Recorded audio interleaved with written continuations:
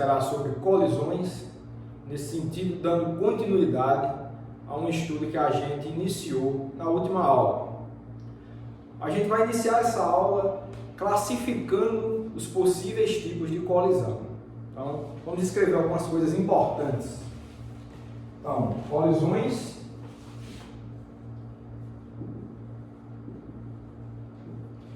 e se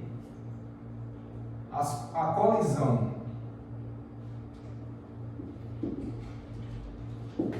entre objetos ocorrer de forma isolada,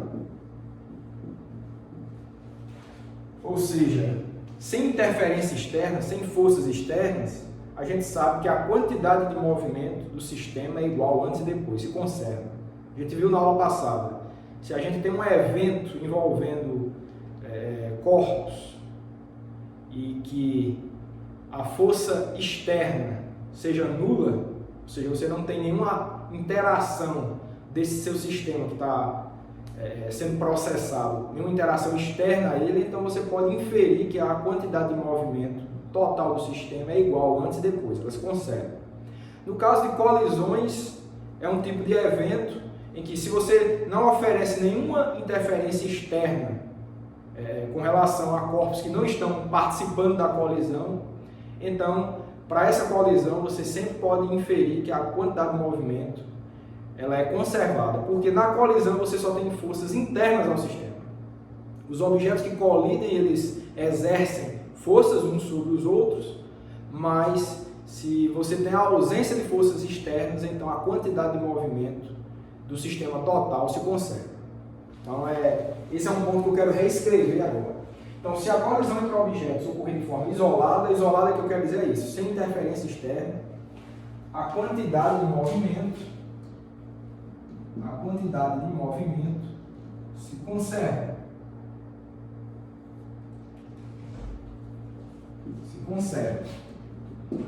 Nesse caso, temos. Então, dada essa hipótese, a gente vai considerar aqui sistemas que colidem e que estão na ausência de forças externas. Pode até estar na ausência de forças externas, mas que essa força externa se cancele. Por exemplo, se você tem dois objetos que caminham sobre uma superfície, eles vão colidir, você pode dizer, tem força externa e tem a força gravitacional, mas você tem a força normal também. Se o plano for horizontal, a força normal ela cancela a força gravitacional, de modo que a força externa seja zero. Então também é válida a conservação da quantidade de movimento para esse sistema. Então, ou pode ser isolado, no sentido de ausência de forças externas, mas pode ser também num caso como esse, em que as forças externas, a resultante externa é nula, como nesse caso em que se cancelam as forças normais e as interações gravitacionais. Enfim, dada essa situação em que a força externa é nula, a gente pode classificar as colisões de acordo com a energia cinética do sistema. Então, dado que que a quantidade de movimento se conserva, a gente vai classificar os tipos de colisão de acordo com a energia cinética total do sistema.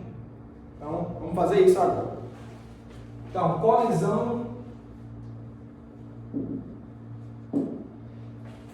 inelástica.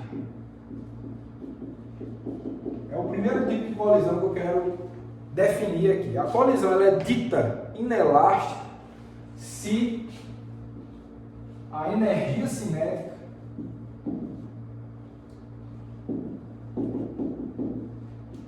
do sistema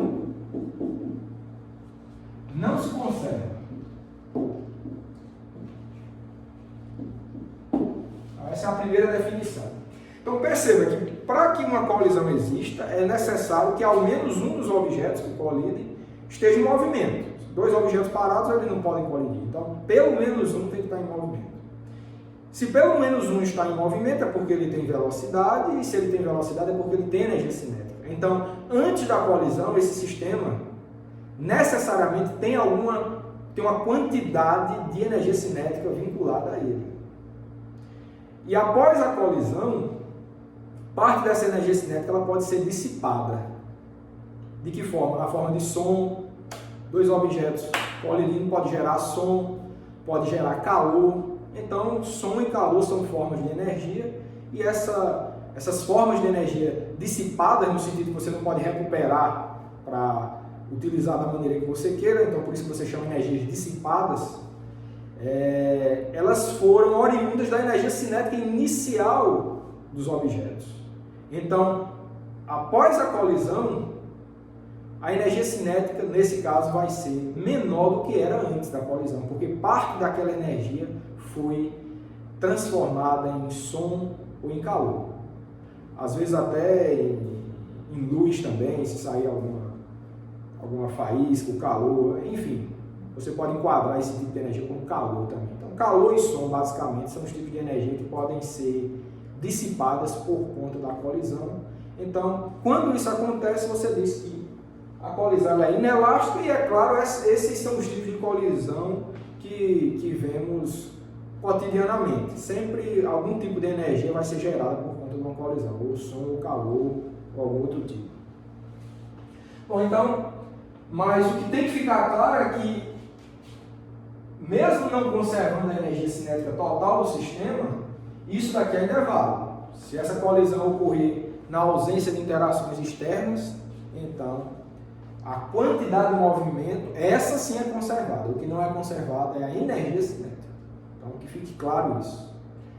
Outro tipo de energia, o segundo que eu quero tratar com vocês, é uma colisão perfeitamente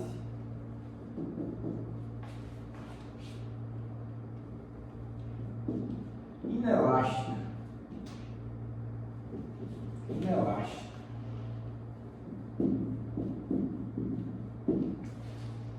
O que é que seria uma colisão perfeitamente inelástica?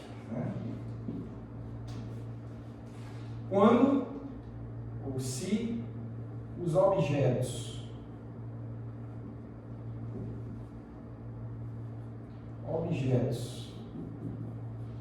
que colidem ficam presos um ao outro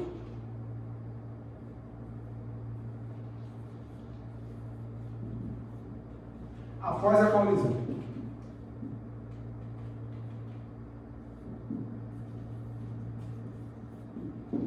Então, por definição, é isso. Então, perfeitamente inelástico, porque é um caso particular de colisão inelástica. Esse tipo de colisão aqui, ele tem uma redução de energia cinética necessariamente, mas o fato é que, especialmente, quando um objeto colide no outro e eles grudam, eles ficam presos um ao outro por conta dessa colisão, você diz que essa colisão ela é perfeitamente inelástica. Então, essa é a classificação que você faz.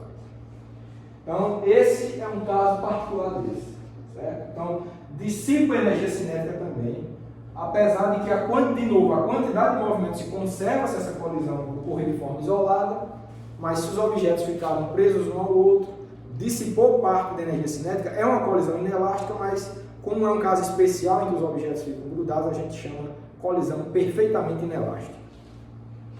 E o terceiro tipo que eu quero falar para vocês é a colisão elástica. Colisão elástica. Bom, a colisão elástica é um caso idealizado em que a energia cinética é a mesma antes e depois da colisão. Então não há dissipação de energia. Então é idealizado porque, de fato, na natureza esse tipo de colisão não vai ocorrer exatamente dessa forma, mas é um caso interessante, é um caso limite, em que uma parcela ínfima da energia cinética foi dissipada. É possível que você construa colisões como essa em laboratório, mas de forma aproximada, ou seja, uma parcela muito pequena da energia cinética foi dissipada, então você classifica esse tipo de colisão como colisão elástica. Certo? Então, Quando, e de novo, também se enquadra nesse caso aqui, a quantidade de movimento é conservada. E além de conservar a quantidade de movimento, você assume que a energia cinética do sistema também é conservada. Então, se a energia cinética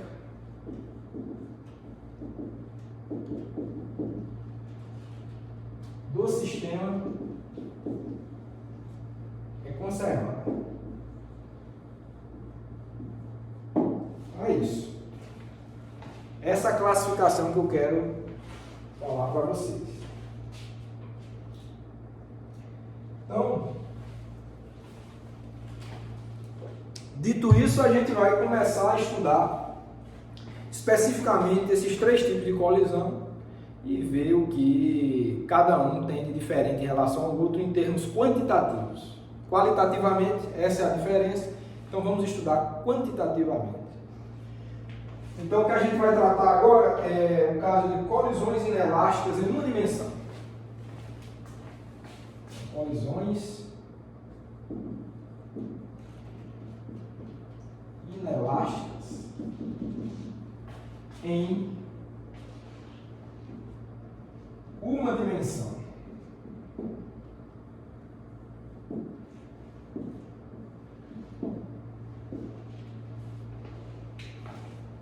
Vou apagar aqui.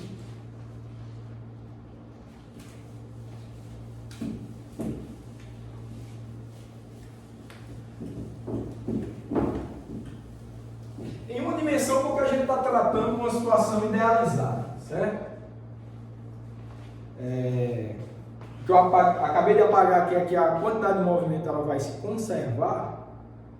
Quantidade de movimento é uma grandeza vetorial, então você pode fazer um estudo, como a gente viu no final da aula passada, um estudo da conservação da quantidade de movimento para o eixo X, para o eixo Y e para o eixo Z.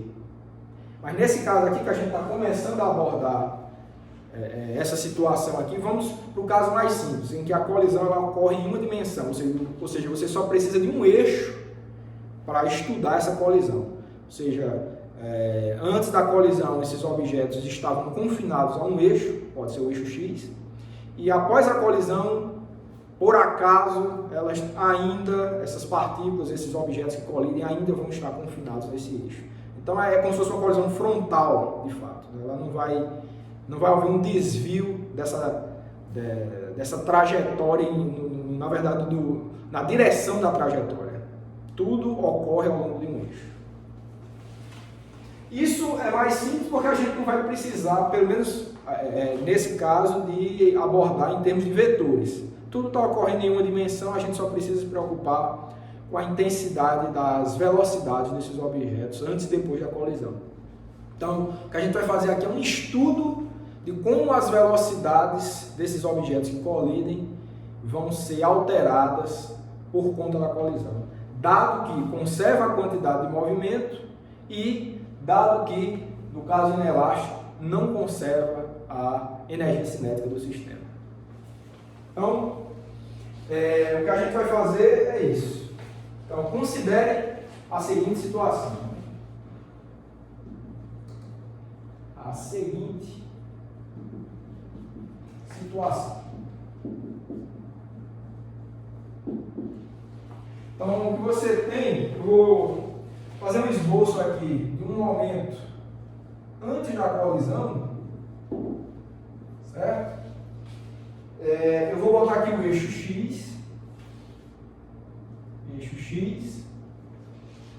e eu vou botar um objeto aqui nesse eixo, eu vou chamar de objeto 1, vou pintar ele aqui de vermelho, vou botar o objeto 2 de verde, tá?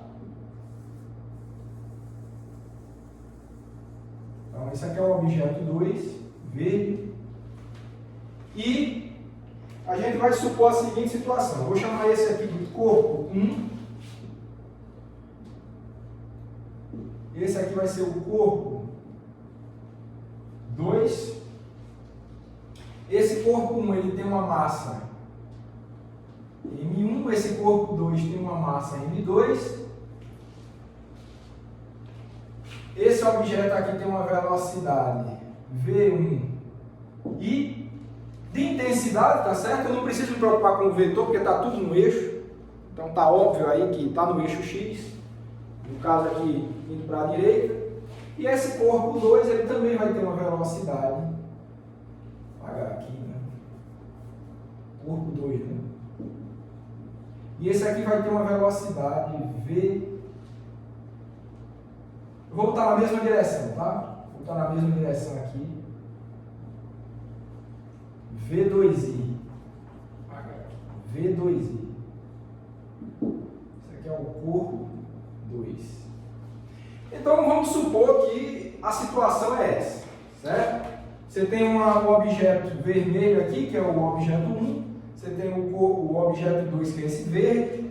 Por acaso eles estão viajando na mesma direção e vão colidir. Óbvio que para que isso aconteça, o corpo vermelho tem que ser mais rápido, né, para essa colisão ocorrer. Então, ele vai alcançar o objeto verde aqui. Vou até botar um vetorzinho menor aqui, tá?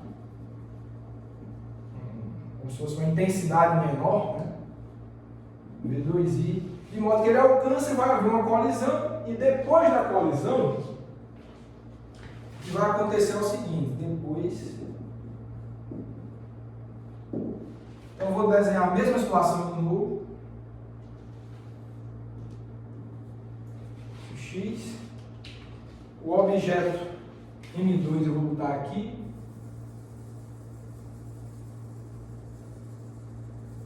Certo?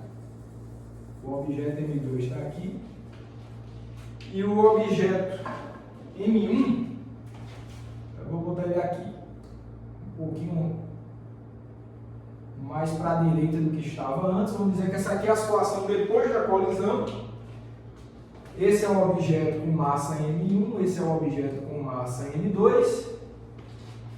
E as velocidades elas vão ser provavelmente alteradas por conta da colisão, certo? Então esse objeto aqui vai ficar com a velocidade V1 final, 1 porque é o objeto 1, F porque é final, e esse aqui vai ficar com a velocidade V2 final, certo? Então a colisão vai causar uma modificação das velocidades individuais desses objetos. Eram V1i e V2i, passou a ser V1f e V2f. Essa aqui é a situação. Tá, então, se a gente supõe que essa colisão ela é elástica, tá? Então o que é que a gente pode escrever? O que é que a gente pode escrever? Então, sendo a colisão inelástica, temos, você vai ter que a quantidade de movimento total do sistema ela se conserva, certo? Então, PI é igual a PF, P maiúsculo é a quantidade de movimento total, e isso quer dizer o seguinte, que a soma das quantidades de movimento individuais de cada sistema se conserva. Então, isso aqui vai dar o seguinte, P minúsculo eu estou atribuindo a quantidade de movimento individual de cada objeto. Então vai ser P1i, um vetor P1i, mais P2i, vai ser igual a P1f mais P2f. Certo? Então, essa vai ser a nossa equação número 1, aqui, de hoje. E, sendo unidimensional, temos, já que essa colisão a gente sabe que ela está ocorrendo ao longo de um eixo, é como eu falei, a gente não precisa dos vetores, a gente só precisa trabalhar com as intensidades desses vetores, certo? Então, a gente pode estudar essa conservação da quantidade de movimento em termos das massas e das intensidades dessas velocidades, antes e depois da colisão. Vamos fazer isso agora. Então, o que a gente tem é o seguinte: quem é P1i? Vai ser a massa 1 vezes velocidade 1i mais quantidade de movimento 2i, vai ser massa 2 velocidade 2i igual a massa 1 V1F mais massa 2 V2F. Então, equação do número 2. Tirei os vetores porque realmente não precisamos nos preocupar com direção, porque é tudo ao longo de um eixo. Então só precisa a preocupação com as intensidades das quantidades de movimento, que são essas, certo? Então, é essa equação que a gente pode escrever em relação a uma colisão inelástica em uma dimensão. Algo mais pode ser escrito?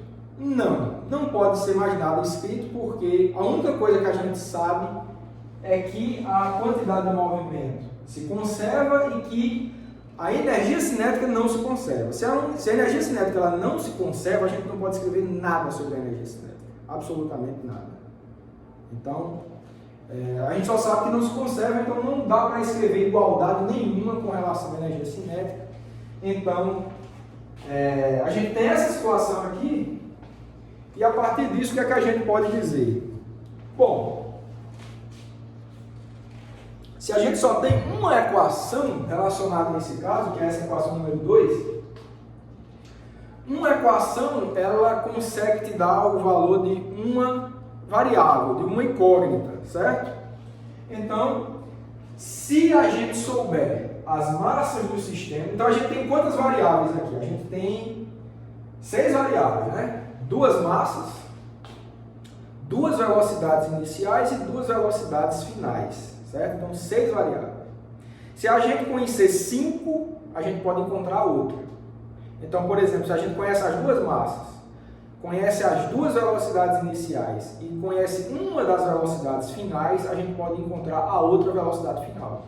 Ou seja, se a gente conhece M1 e M2, V1i, V2i e V1F também, se a gente conhecer, então a gente pode encontrar, obviamente, V2F. Então, é uma limitação que a gente tem, mas é tudo que a gente consegue escrever para o caso de uma colisão inelástica em uma dimensão. É essa equação que contém 6 variáveis, se conhecermos 5, conseguimos encontrar outra. É essa a situação. Ok, então, seguindo em frente, vamos estudar o segundo tipo de colisão que a gente descreveu aqui hoje, que a gente definiu aqui hoje, que é a colisão inelástica. Vamos fazer isso. Colisão inelástica. Desculpa, perfeitamente inelástica. Perfeitamente inelástica é o segundo tipo de colisão que a gente definiu aqui hoje. Então, perfeitamente inelástica.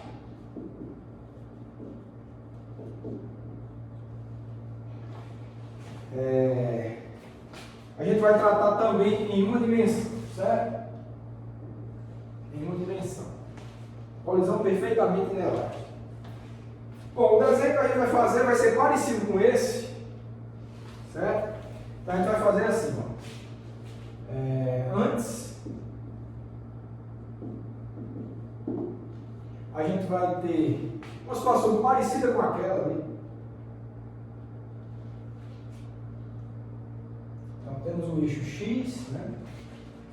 A gente vai colocar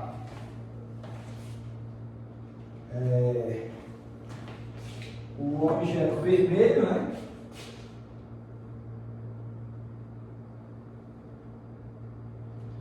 E a gente vai botar um objeto verde no outro.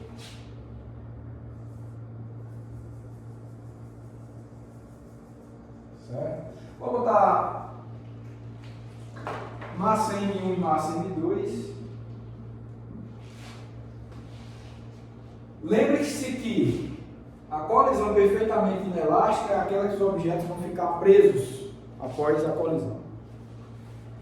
Bom, então, se a colisão é inelástica, aquele objeto vermelho e o objeto verde vão ficar presos, vão ficar unidos. Vamos analisar uma situação um pouco mais simples em que a massa M2 ela está inicialmente em repouso. Ela tem velocidade zero.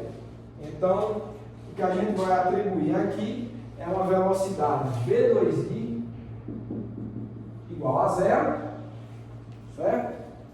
E a gente vai atribuir uma velocidade não nula, tem que ser, a vermelha tem que ter velocidade, então vai ter uma velocidade V1i, vai atingir a massa verde ali, a massa M2 com essa velocidade V1i. E nessa situação em que um objeto está parado, o outro está em movimento, então a gente chama geralmente esse que tem velocidade de projétil e o verde a gente chama de alvo. Então o vermelho é o projétil, o verde é o alvo. Então vou colocar essa nomenclatura aqui. Então, vamos ter aqui o projétil. E esse aqui é o alvo. Certo? Projétil e alvo. Isso é antes da colisão. Depois da colisão, o que a gente sabe é que eles vão ficar unidos. Então depois o que a gente vai ter é o seguinte. Tá de novo o eixo X aqui. A gente tem a massa verde aqui.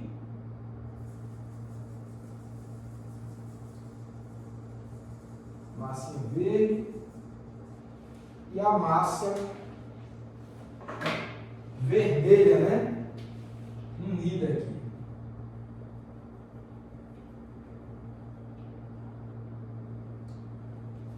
Certo? Vou desenhar um pouco melhor aqui.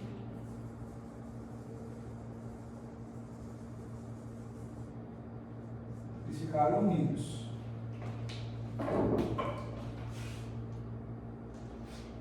Certo? E a gente vai ter, claro, um objeto aqui de massa M1 mais M2, está tudo junto aqui,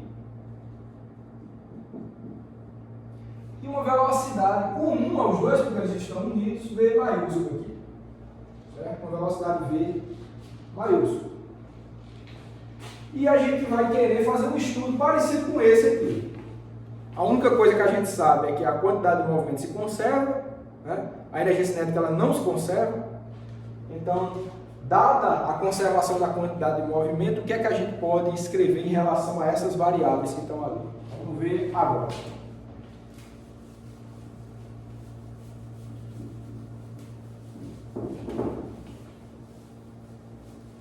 Vamos ver isso.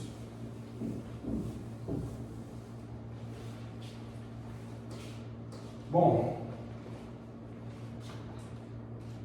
então, neste caso,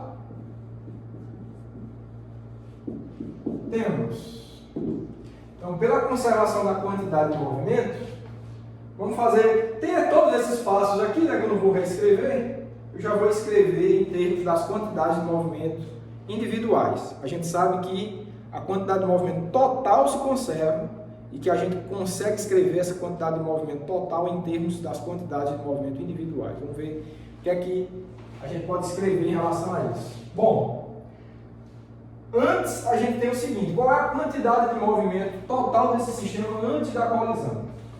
Lembre-se que só esse objeto aqui, o M1, o objeto 1, ele tem velocidade. Então a quantidade de movimento do sistema é totalmente devida à massa M1. Então vai ficar assim, ó, M1 V1i é igual, não tem contribuição da massa verde, né, da massa M2, vai ser igual à quantidade de movimento do sistema depois da colisão.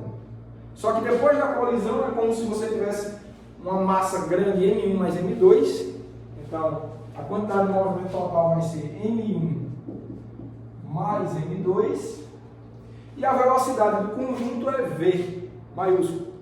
Então, V. Certo? Velocidade V maiúsculo. E com isso a gente conclui, por exemplo, que essa velocidade final, V, ela vai ser igual, deixa eu ver aqui minhas notas, se precisa falar mais de alguma coisa. Essa velocidade V final, certo? Ela vai ficar igual a M1 V1i dividido por M1 mais M2. Certo? Então, vai ficar assim. Ó. Vou botar de uma forma bem interessante aqui para a gente fazer uma análise. Opa. V1i, né? Essa aqui é a equação número 3. Então, ó, o que a gente tem aqui é uma equação só. Uma equação só você resolve para uma variável. Então, quantas variáveis você vai ter aqui? Você tem a massa M1, tem a massa M2, são duas variáveis. Você tem a velocidade V1i, terceira variável. E você tem a variável V, velocidade do conjunto. Então, são 4 variáveis. Se você conhece 3, você encontra a quarta. E, nesse caso aqui, do jeito que eu expressei aqui, eu estou expressando a velocidade final do conjunto em termos dessas 3 variáveis, M1, M2 e V1i. Então, foi o que foi feito. Conhecendo as duas massas e a velocidade inicial do projétil, você consegue encontrar a velocidade final do conjunto. Lembrando que a gente atribuiu que a velocidade 2 era igual a 0.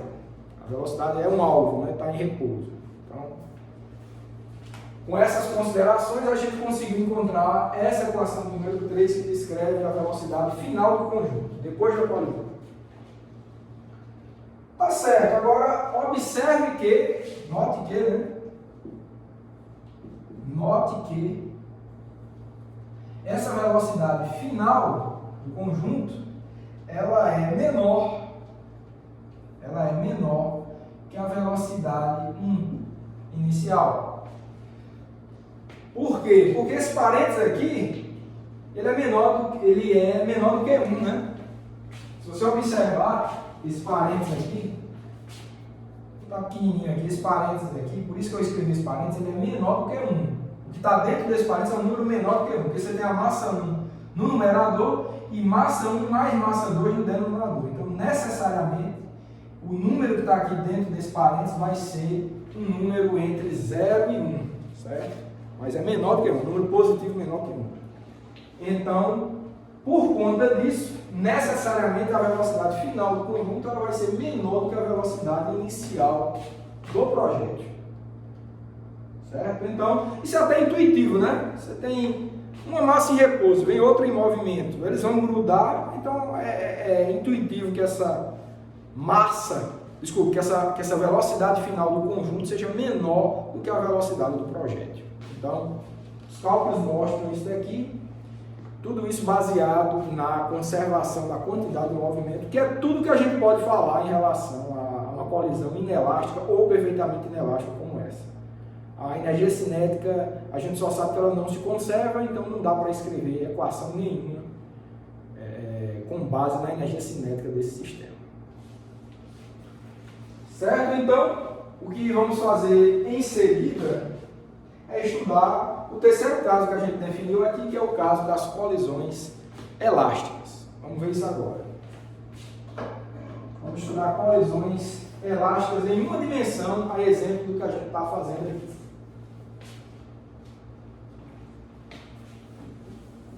Lembrando que a colisão elástica, além de conservar a quantidade de movimento, é conservada também a energia cinética do sistema. Então, tem mais coisa que a gente pode escrever aí, né? Um problema idealizado, mas bastante interessante. Vou apagar aqui também.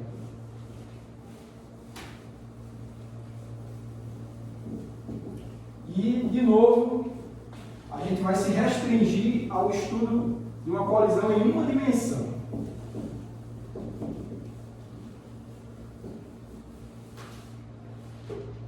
Uma dimensão.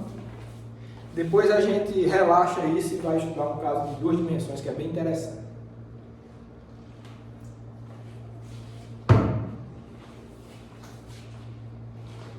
Então, colisões elásticas em uma dimensão.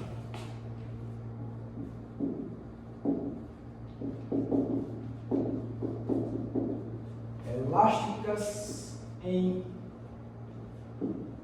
uma dimensão.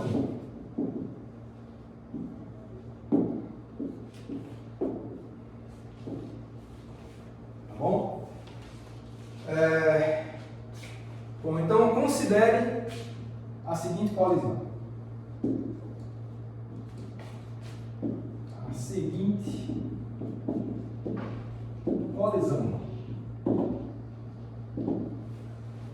Então vamos fazer um diagrama parecido com aquele que a gente vem fazendo. Vou botar aqui o eixo X de novo antes, né?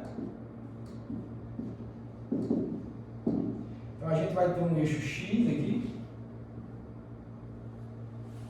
A gente vai ter uma massa, um objeto de massa M1. E a gente vai ter um objeto de massa M2.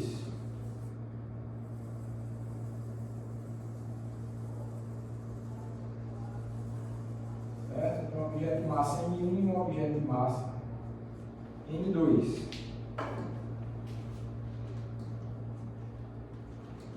M2. Para mudar um pouco, eu vou considerar que eles estão indo um em direção ao outro inicialmente, certo? A gente estava sempre fazendo os dois no mesmo sentido, não tem problema nenhum. A única coisa que vai mudar é os sinais dessas velocidades, né? Se estão indo para, no caso aqui, para a direita, a gente bota sinal positivo. Se alguém estiver indo para a esquerda, bota sinal negativo. Então não tem diferença nenhuma. Eu só vou mudar para mostrar que isso é irrelevante. Então a gente vai botar V, um I apontando para cá, e vai botar V2I apontando para cá. Certo? Isso é antes, e depois você vai ter uma situação parecida, certo? Deixa eu botar aqui. Antes é isso, depois você vai ter o mesmo eixo X aqui. Você vai ter as massas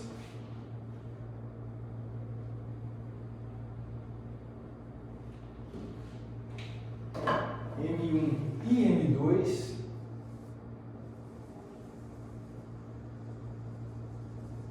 Certo?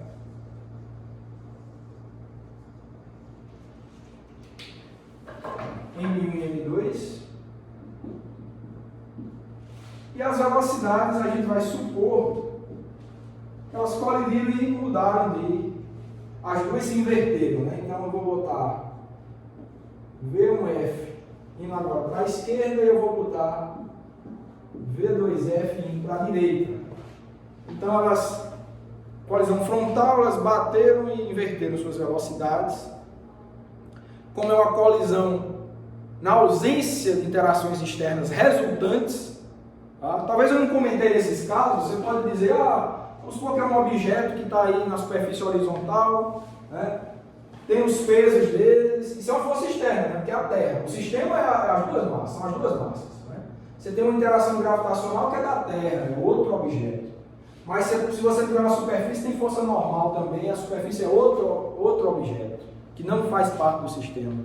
Mas peso e normal se cancelando, então é a ausência de forças externas. E peso e normal, elas se cancelam se o objeto estiver na superfície horizontal. Então, é interessante que relembrar, né? Eu já falei isso, mas você pode escrever a lei de conservação da quantidade de movimento quando as interações externas ou são nulas ou quando a resultante é nula. Se aquela colisão ali ocorrer de forma unidimensional no espaço, livre da interação gravitacional, livre de superfície ou de qualquer outra coisa, então realmente você tem uma situação de ausência de interações externas. Mas não tem problema se essa colisão ocorrer sobre uma superfície horizontal. Você pode imaginar até duas bolas de sinuca. Né? De sinuca, você tem uma mesa horizontal, então as massas têm os pesos, tem a força normal de sustentação da superfície da mesa nas bolas, e essas duas forças elas se cancelam, então o sistema, que é formado por as duas bolas de sinuca, você tem uma força resultante externa nula. Se isso é verdade, então é verdade também a conservação da quantidade de movimento desse sistema. Então, uma colisão entre essas duas bolas tem necessariamente uma conservação da quantidade de movimento delas. E se você considera uma colisão em que dissipa muito pouca energia, ou seja, o barulho da colisão é muito pequeno, pouco calor foi gerado, então você pode, de forma idealizada, considerar que essa colisão ela foi do tipo elástica, que é essa que a gente está tratando aqui. Então, só lembrando esses fatos. Ok, então a gente tem essa situação aí, e o que é que a gente pode escrever? A partir da conservação da quantidade de movimento, temos, então, a gente vai ter uma equação familiar, né?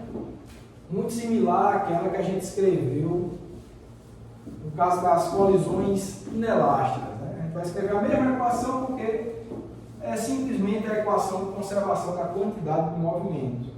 Então a gente vai ter massa 1,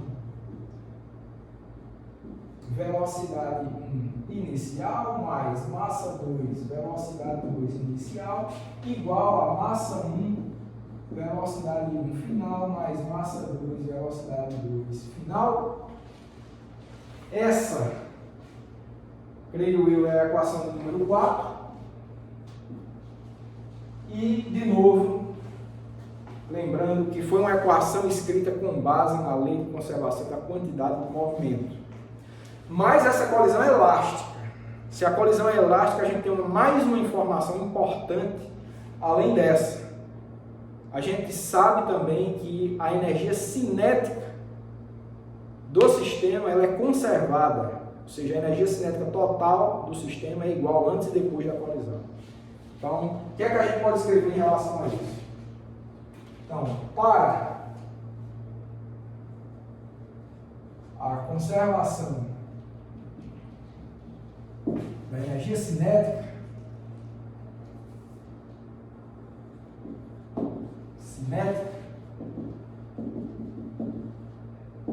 temos, você vai ter que a energia cinética ou da K, né? K maiúsculo, energia cinética inicial igual a energia cinética final. Isso nos dá que a energia cinética inicial do objeto 1 inicial mais energia cinética 2 inicial é igual a energia cinética 1 final mais energia cinética 2 final.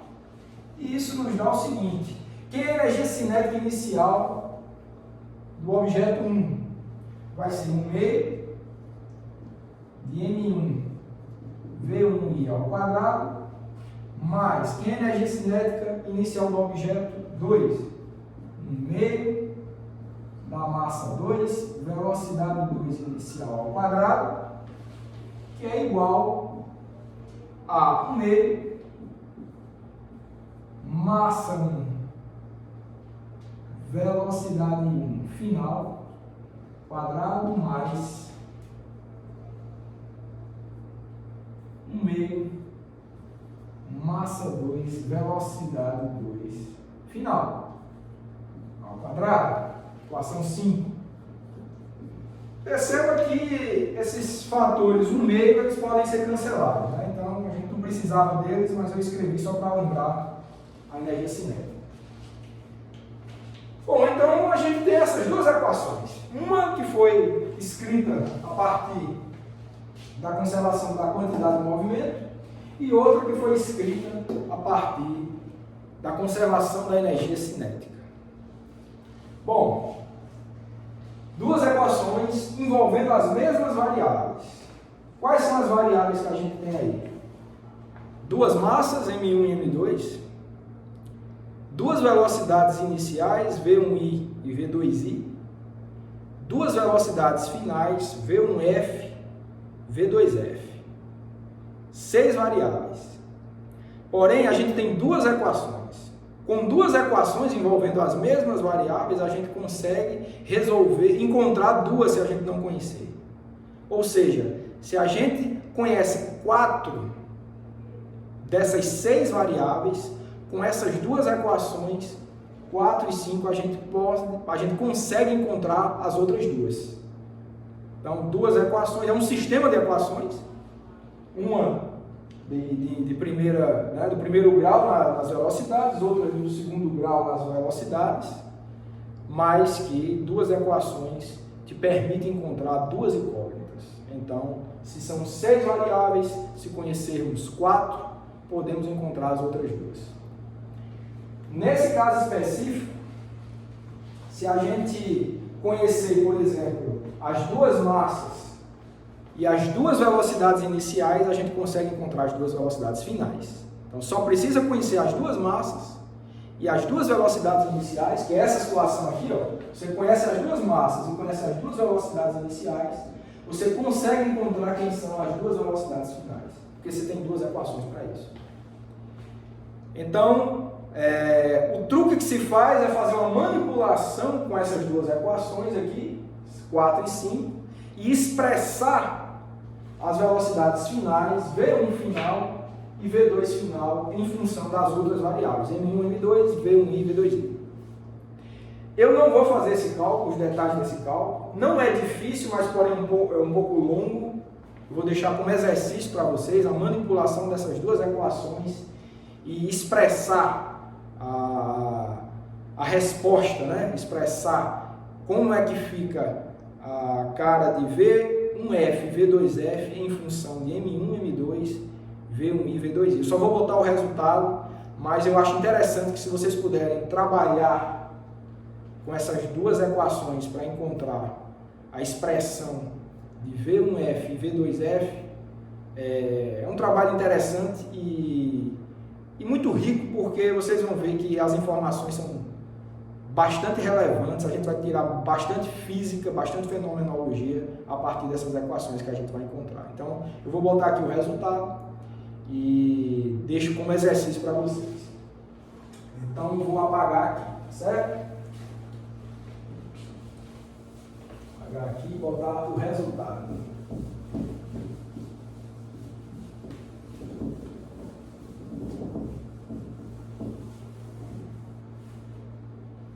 Então, utilizando, né? Utilizando as equações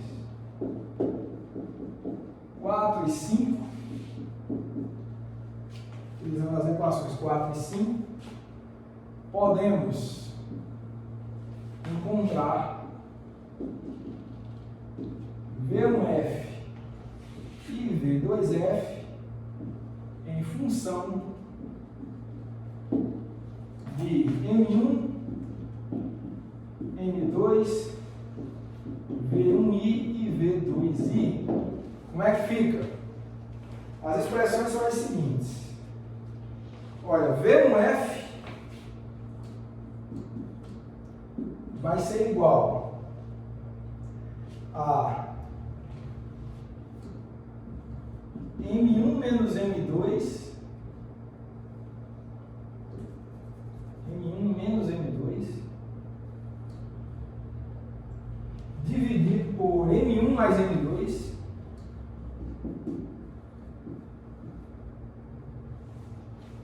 que multiplica V1i mais 2M2 dividido por M1 mais M2 V2i.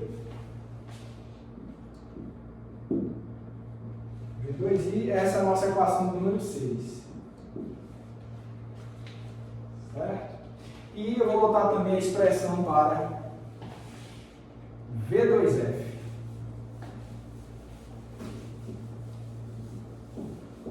Tem uma cara bem parecida do lado de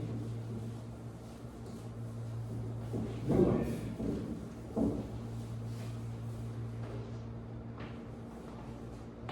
Então, você tem que V2F vai ser igual a 2M1 dividido por M1 mais M2 V1I mais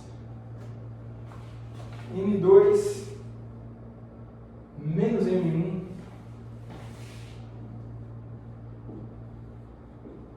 dividido por M1 mais M2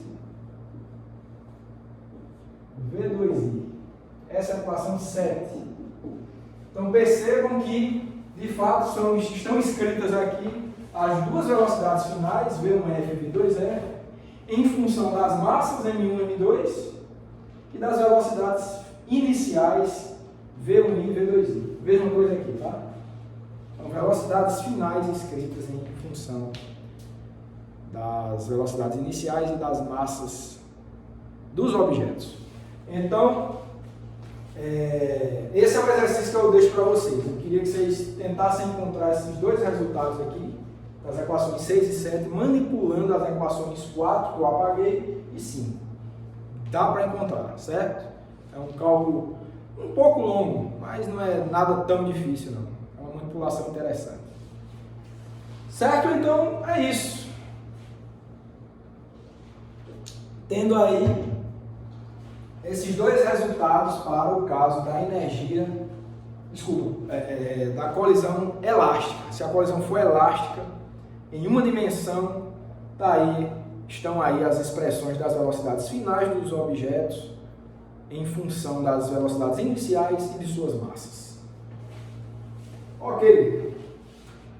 E para a gente tirar um pouco de física desse estudo, vamos considerar um caso interessante, o caso em que a massa 2 ela é um alvo, ela tem velocidade inicial nula. Então é um caso bastante interessante. Então vamos considerar o caso em que o objeto 2 é um alvo, ou seja, que a sua velocidade inicial é nula. Velocidade 2i igual a 0. É o caso em que a massa verde está parada e quem colide é o projeto, que é a massa vermelha, e vamos considerar que a colisão seja elástica. Certo? Então, seria o caso da sinuca mesmo, né? Você tem a mesa e a bola colorida, né, da sinuca seria o alvo e a branca seria o projétil. Né? Então, supondo que a colisão seja elástica, é uma situação que se adequa bem a esse caso. Então, tudo bem. Então, sendo a massa, a velocidade V2i igual a 0, o que é que a gente pode escrever a partir desses resultados? A gente tem que a velocidade final vai ser dada por isso, mas com V2i igual a 0. Deixa eu apagar logo aqui para a gente estudar isso. A gente analisar essa situação que é bem interessante.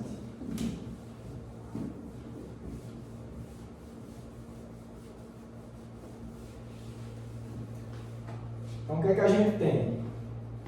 A gente vai ter V1F. V1F vai ser igual a M1 menos M2 dividido por M1 mais M2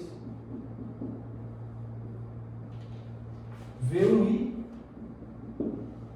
E a gente vai ter que V2F vai ser igual. Nota que eu estou fazendo V2i igual a zero, né? Esse termo todinho vai embora, só fica esse. Por isso que eu escrevi ali. Certo? E agora eu vou fazer a mesma coisa com essa equação aqui, mas fazendo V2i igual a zero. Então esse termo todinho desaparece, fica só esse. Então vamos ficar com V2F igual a 2M1 dividido por M1 mais M2 V1i. V1. Certo? Tá bom, então são expressões simples, né? Eu vou chamar de equação 8 e equação 9. 8 e equação 9. E vamos fazer um estudo de alguns casos limites agora. Vamos supor, por exemplo, que as duas massas são iguais, M1 e M2.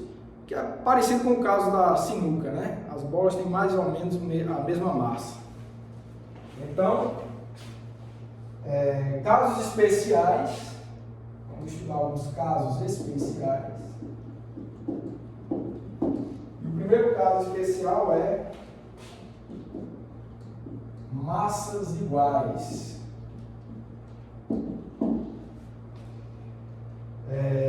Então, ou seja, M1 igual a M2, né?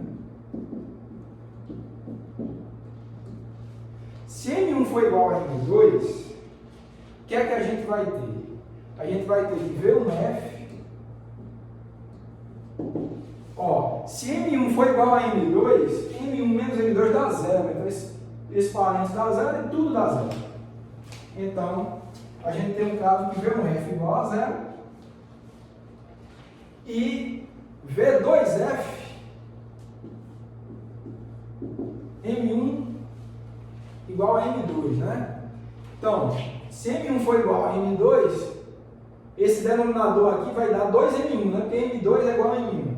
Então, esse denominador vai dar 2M1 e aqui em cima você tem 2M1, então vai dar 1, né? 2M1 dividido por 2M1 dá 1, então você vai ter que V2F igual a V1i. São as equações 10 e 11. Tá. Faz sentido esse resultado, né? O que é que esse resultado está falando para a gente? Né? Quando eu apago, vocês vão pensando aí. Olha que coisa interessante que são os resultados das equações 10 e 11.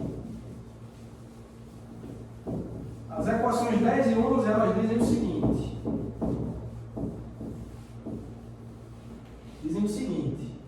Se você tem uma colisão elástica entre dois objetos com massas iguais, em que um deles estava parado e o outro estava em movimento, o que vai acontecer é que o objeto que estava em movimento, que é o objeto 1, ele vai ficar parado, e o objeto 2 que estava parado vai adquirir a velocidade do objeto que estava em movimento, que é o objeto 1.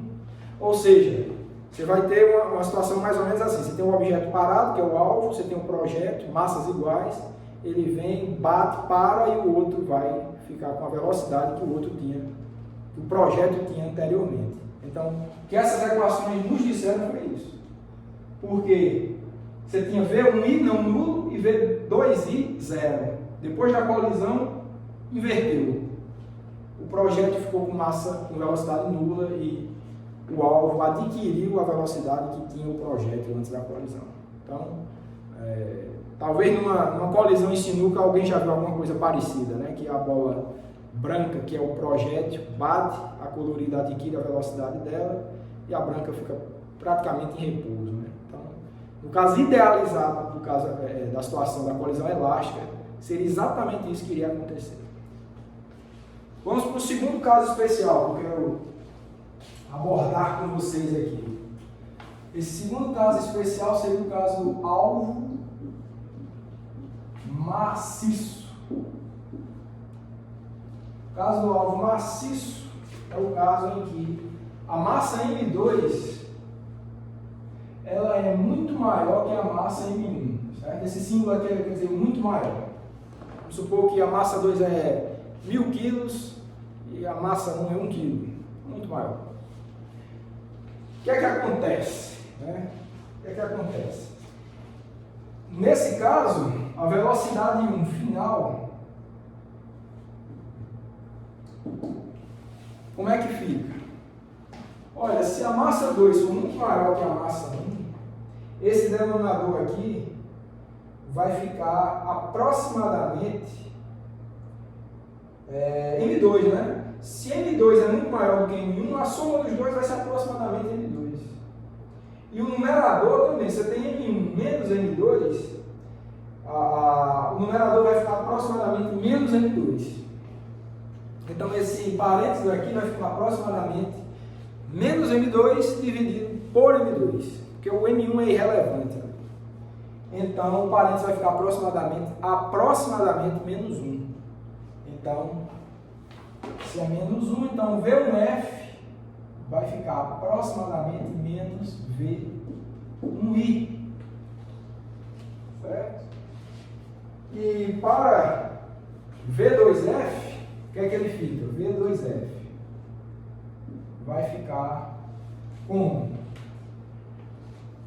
de novo, se M2 é muito maior que M1, esse denominador aqui vai ficar aproximadamente M2, então isso tudo vai ficar o quê? Aproximadamente 2M1 dividido por M2, que multiplica V1I. Certo? Note que esse número aqui de parênteses é bem pequeno, né? Porque M2 é muito maior que M1. Eu não quis zerar não, mas ele dá um número bem pequeno. Certo? Então vamos entender a situação. Essa é a situação em que o alvo é muito mais pesado, né? Tem muito mais massa do que o projétil. Então você tem um alvo maciço, o projétil vem após a colisão, o projétil é o 1, tá? Então a velocidade final do 1 é igual a menos a própria velocidade dele no início. Então isso quer dizer que ele bate e volta. Numa colisão elástica em que o alvo é muito mais pesado que o projétil bate e vai voltar com aproximadamente a mesma velocidade que ele tinha antes. Certo? E o alvo ele vai adquirir um pouco de velocidade, ele é muito pesado, certo? Mas ele vai adquirir uma fração muito pequena da velocidade do projétil. Lembrando, esse parênteses aqui é um número muito pequeno, porque a massa 2 é muito maior que a massa 1. Então, esse alvo vai passar a ter uma velocidade muito pequena. Ele estava parado, o projétil bateu e voltou aproximadamente com a mesma velocidade, mas o alvo vai adquirir uma velocidade bem pequena. Então, outro caso bem interessante. E o terceiro caso que eu quero analisar com vocês é o caso do projétil maciço. Projétil maciço. Projétil maciço. Que é o caso agora em que M1 que é muito maior que M2. Vamos ver o que é que acontece nesse caso aí. Vamos analisar V1F. Só vou botar o número dessas equações aqui, 12 e 13. E agora vamos ver como é que fica V1F. V1F está aqui.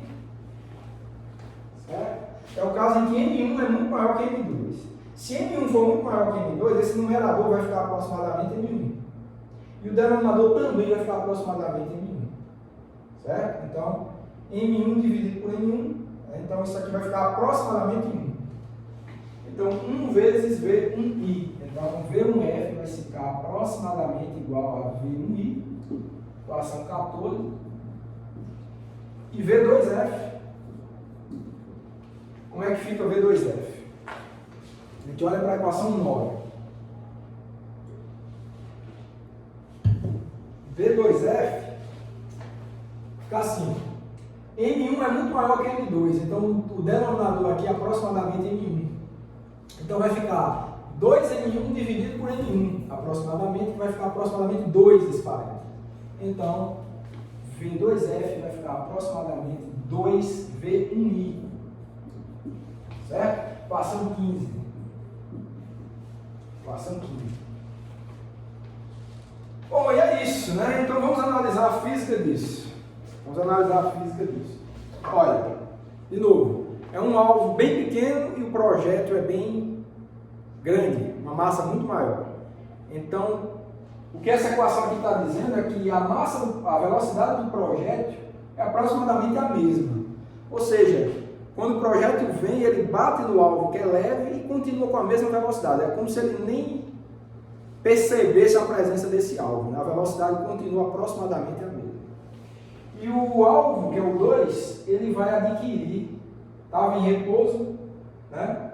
Mas ele vai adquirir 2 vezes a velocidade do projétil, inicialmente. Então, o alvo ele vai adquirir uma velocidade 2 vezes maior do que o projétil tinha anteriormente. O projétil vai continuar com a mesma velocidade, praticamente, e o alvo vai adquirir 2 vezes essa velocidade. Então, é a situação de uma colisão elástica para um alvo leve e um projétil bem mais massivo, certo? Bom, é isso, pessoal. Então, a discussão que eu queria fazer com vocês acerca desses 3 tipos de colisão é essa. E o que eu vou querer fazer a partir de agora são alguns exercícios para a gente fixar esse conteúdo, ajudar a fixar. Eu vou apagar tudo isso para a gente fazer alguns exercícios, tá? Vou apagar daqui.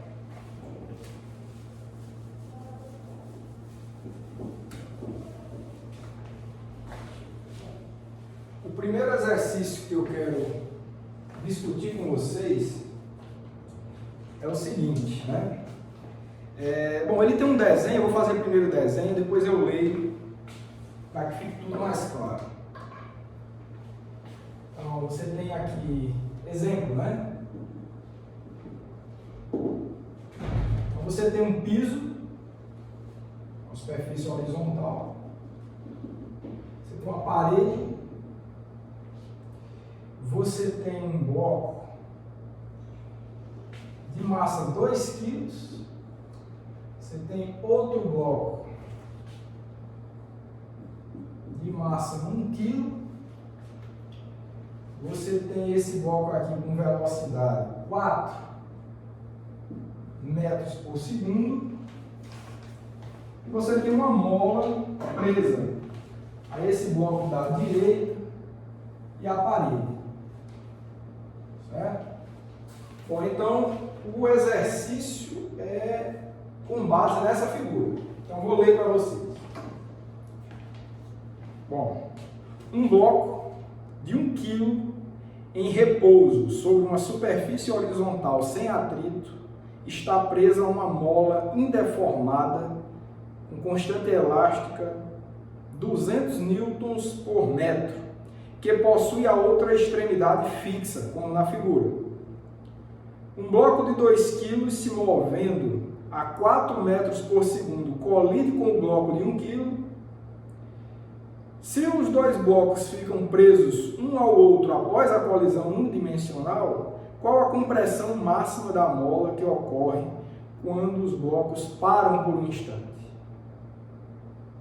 Bom, então vocês tem um conjunto de dados que eu vou colocar. Você tem as 2 massas, né? Vou botar massa 1 igual a 1 kg, né? Massa 2 igual a 2 kg. Tem essa velocidade aí. Você tem a constante elástica da mola, 200 Newton por metro. E, bom, é basicamente isso que você tem. Uma mola com constante elástica casinha, né? O problema diz o seguinte, né? Esse bloco aqui ele está em repouso. Esse bloco aqui ele está em repouso. Esse daqui vem e colide com ele. Os dois vão ficar unidos após a colisão, então é uma colisão perfeitamente inelástica. E eles vão se movimentar nessa direção aqui, né, para a direita. E ao mesmo tempo que essa mola é comprimida. Claro que com o caminhar dessas duas massas, essa mola vai exercer cada vez mais força para a esquerda, né, até o momento em que o sistema vai parar. Então o bloco está parado. Esse aqui é o que está preso à mola. Vem o outro, colide, permanece junto e vai comprimindo a mola até um ponto de compressão máxima. E a pergunta é com base nisso, né? Qual a compressão máxima da mola que ocorre no instante em que os objetos param, né? Que os blocos param? Vou chamar isso aqui de eixo X. A pergunta é quem é o ΔX da mola. Bom, então a gente tem duas análises a serem feitas. A gente tem a análise da colisão, inelástica, perfeitamente inelástica, e depois a gente vai fazer a análise dessa compressão da mola com base no estudo de energia que a gente já sabe como tratar. Então vamos fazer isso agora. Solução. Para a colisão, temos...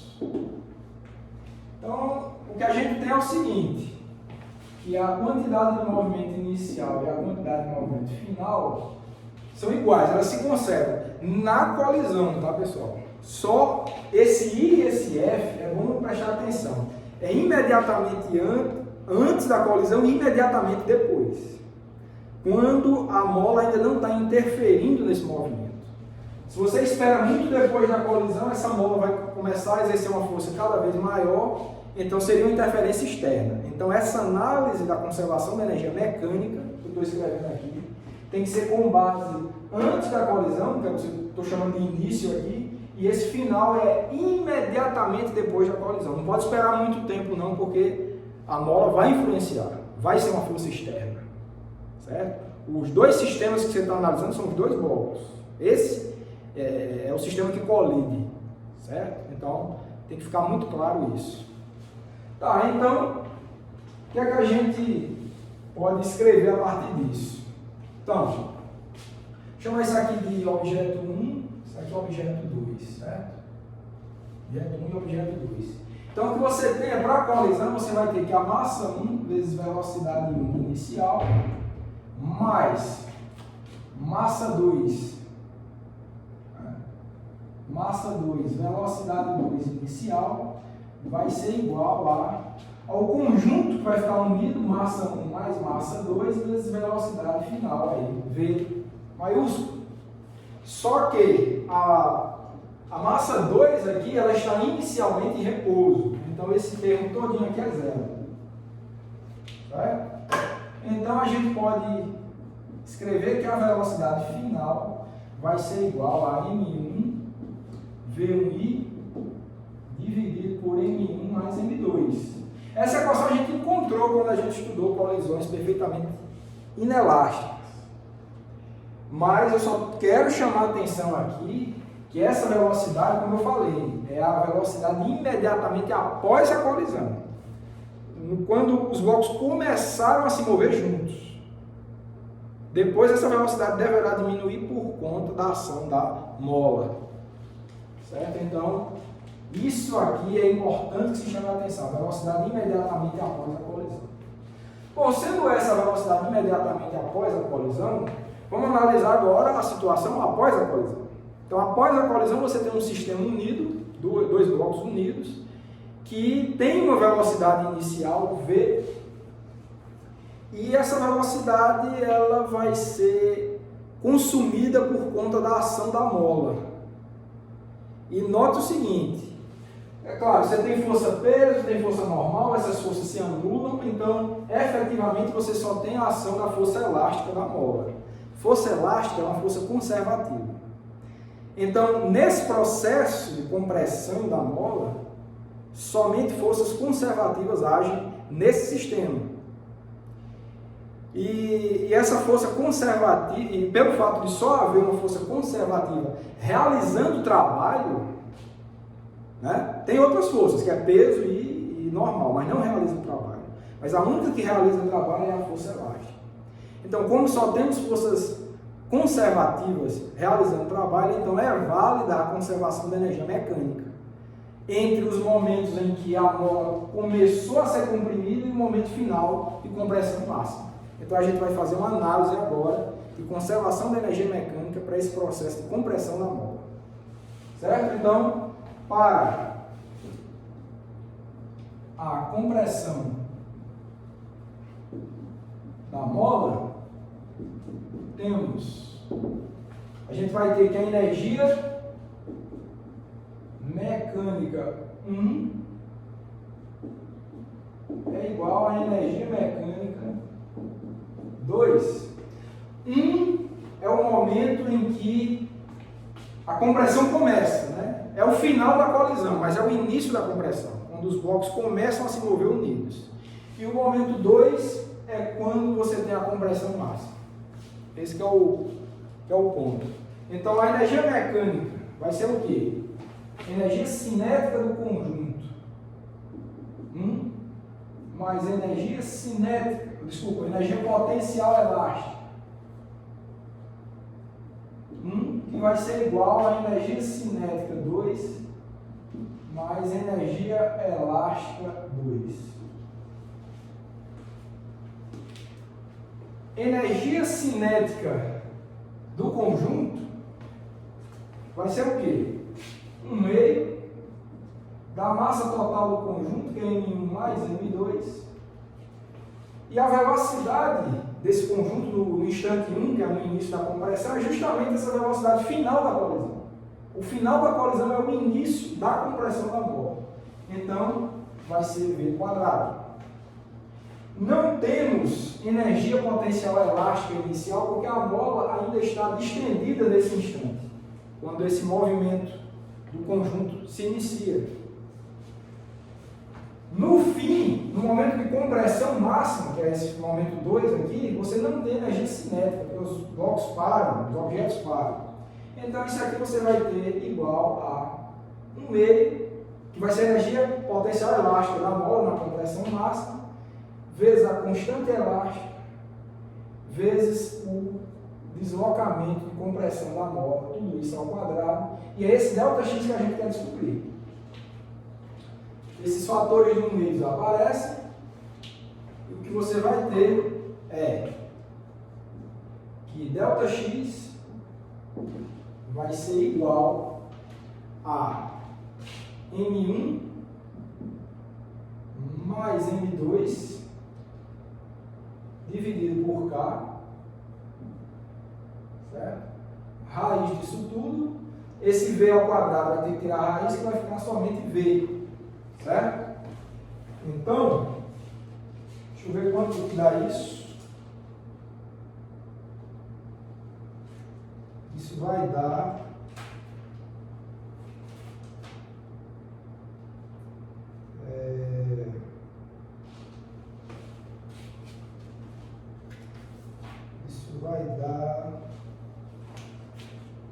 pelos meus cálculos aqui, isso vai dar aproximadamente 32 centímetros, tá? 0,32 metros. Então, deu isso daí. Espero não ter esquecido de nada, né? Energia cinética, M mais M2V ao quadrado. Energia potencial é isso mesmo. Certo?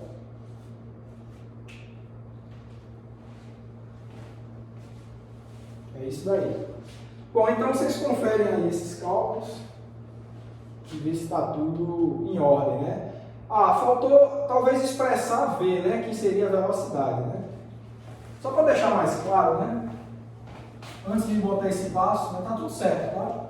Mas só queria expressar o V em função desse resultado aqui, né? Que é igual, vou só repetir aqui, M1 mais M2 sobre constante elástica. Essa velocidade ela vai ser M1, só esse resultado aqui, tá? M1 mais M2 V1I, né? V1I. Isso daqui vai ficar o quê?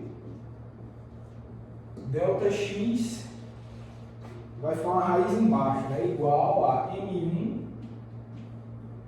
V1i dividido por raiz de K, que multiplica M1 mais M2.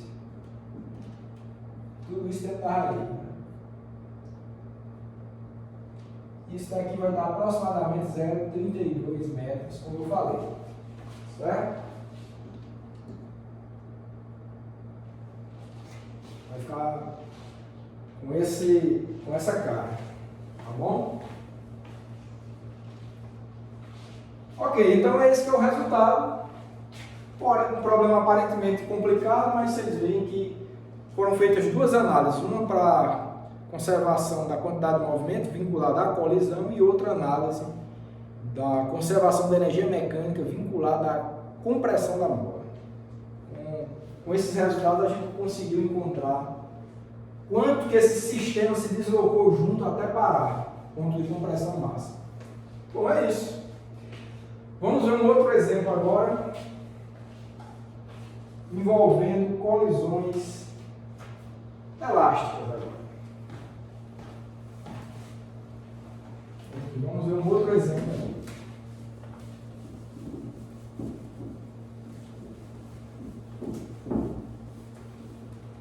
Bom, e acho que eu esqueci de comentar, mas claro, todos esses valores você tinha, né? Tinha a constante elástica, tinha as duas massas e tinha a velocidade inicial. Então, era só substituir realmente. E pelos meus cálculos dá 0,32 metros.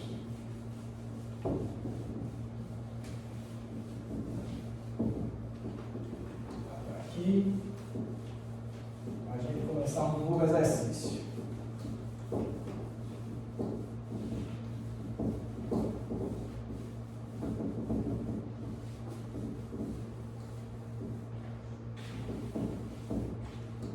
Bom,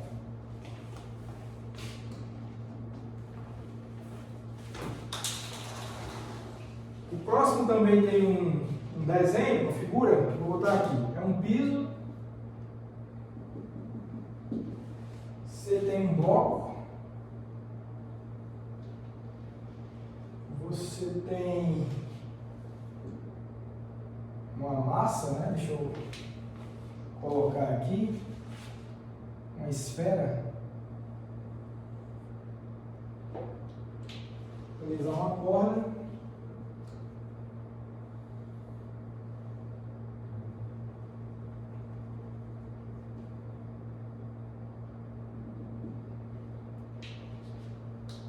inicialmente a esfera estava aqui em cima, você vai ter esse movimento aqui.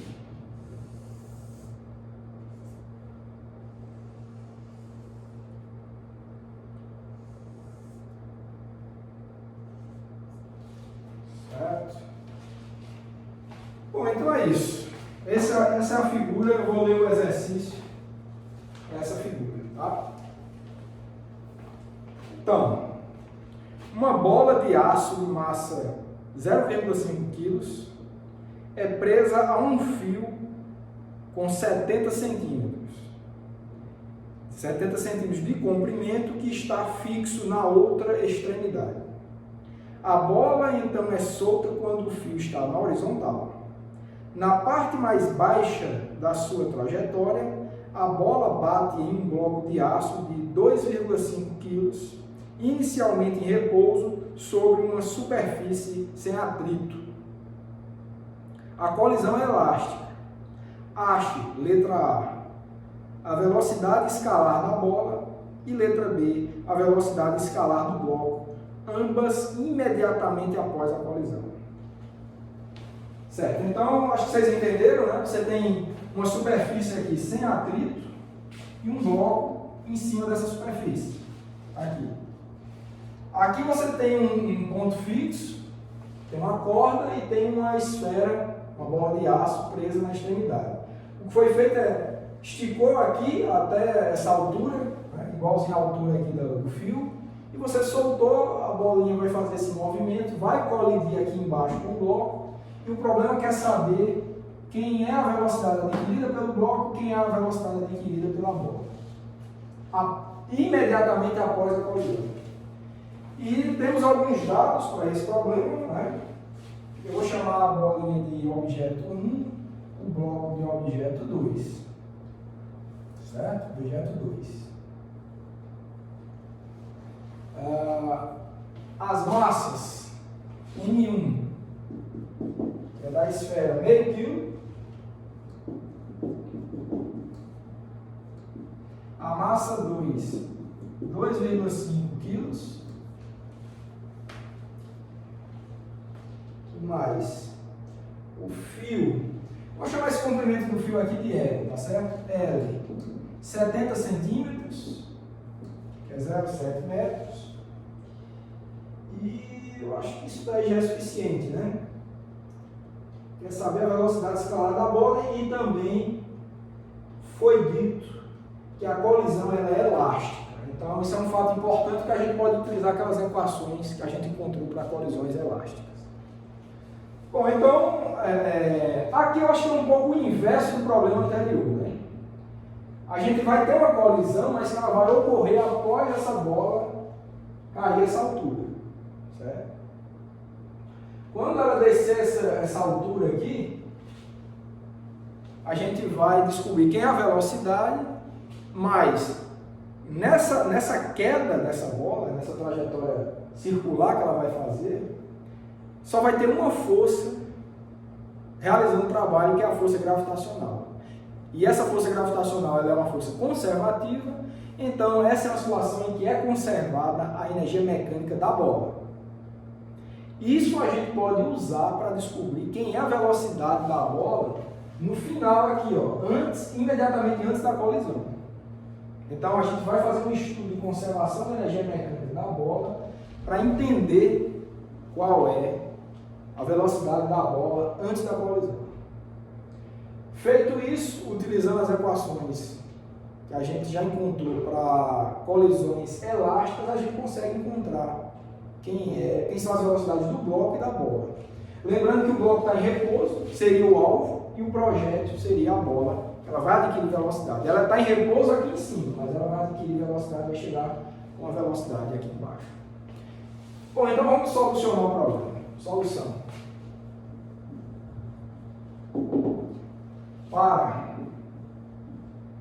a queda da bola, né?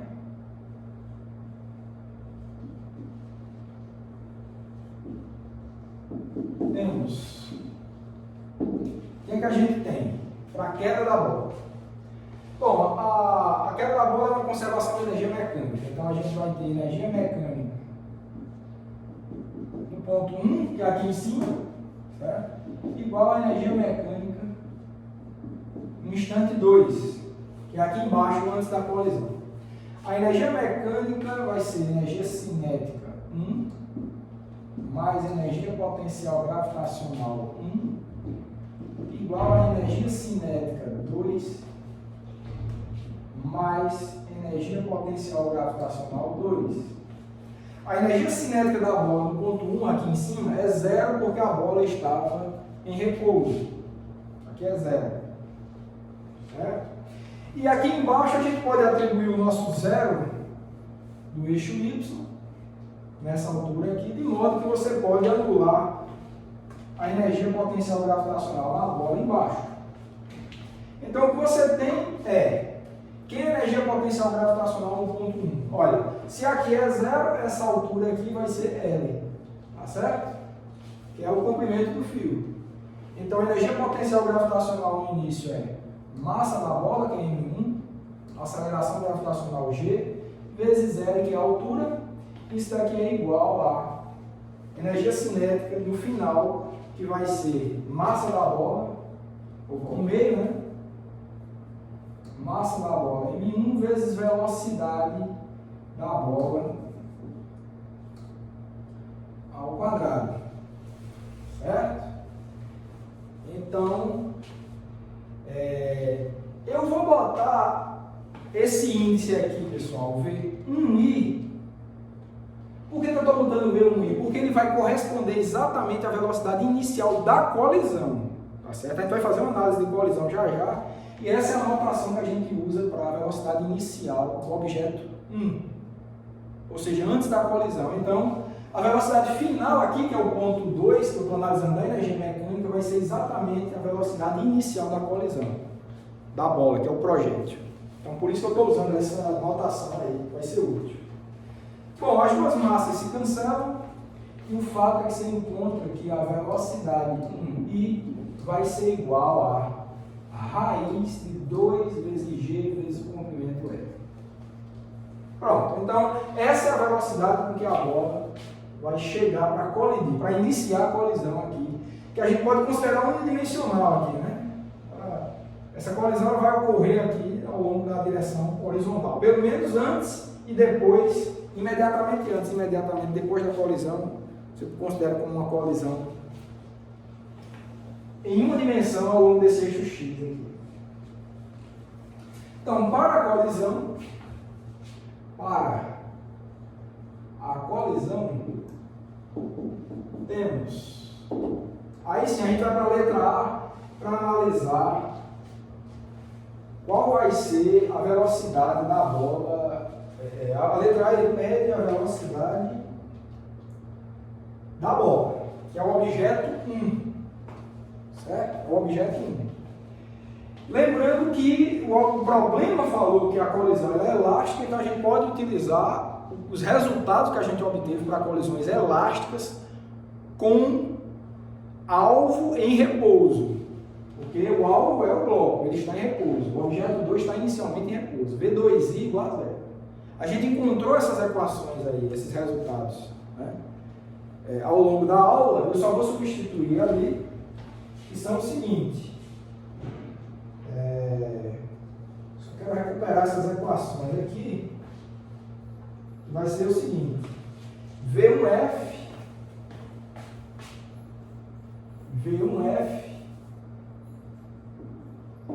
vai ser igual a M1 menos M2 dividido por M1 mais M2, que multiplica a velocidade inicial. Velocidade inicial.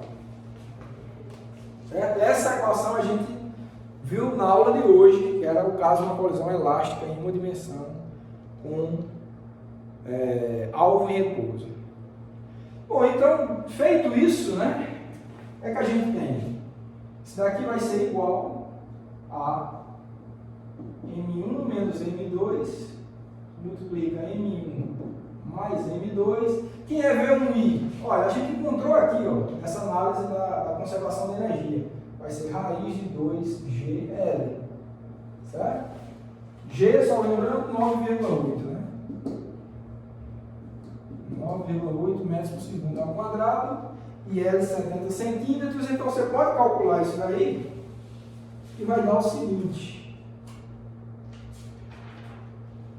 esse resultado aí vai dar menos V1i aproximadamente menos 2,46 metros por segundo. Olha, esse sinal negativo significa o quê? Olha, significa que inverteu o sentido da velocidade, né? Se ela estava positiva aqui, isso é um número positivo com certeza, e no final deu um número negativo, é porque a bolinha bateu e ela vai voltar imediatamente após a colisão com essa velocidade de 2,46 aqui. Certo? Então, houve uma inversão do sentido da velocidade. Bom, e mesma coisa para a letra B, pega a velocidade do bloco imediatamente após a colisão. Então, o que é que a gente faz? Velocidade do bloco, o bloco é o objeto 2. Então, você tem V2, então, V2F, certo? Está mais aqui embaixo. V2F igual 2M1 dividido por M1 mais M2, que multiplica V1i, certo? V1i.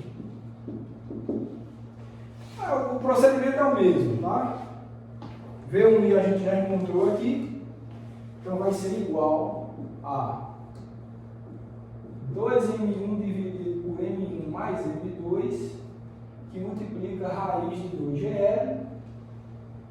Isso nos dá aqui V2F vai ser igual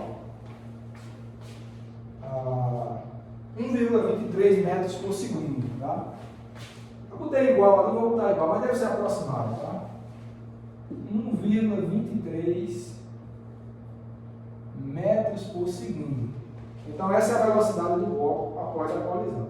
Então aqui ficou sendo resposta da letra A, velocidade do bloco após a colisão, negativa porque o bloco bate e volta, e a velocidade do bloco após a colisão, positiva, um pouco menor, mas ela... Então ele vai caminhar aqui para a direita com aquela velocidade menor, 1,23, e a bolinha vai voltar com velocidade 2,46. Então, interessante também esse problema, né? Precisou fazer uma análise de conservação de energia mecânica para antes da colisão. Né? O problema anterior era uma análise de conservação de energia mecânica pós-colisão. Aqui é antes da colisão. E diferente do problema anterior, esse é um caso de colisões elásticas. O anterior era uma colisão perfeitamente inelástica. Certo? Então, eu espero que esses dois exercícios aí tenham ajudado vocês a compreender o conteúdo dessa aula e eu vou aguardar vocês na próxima aula.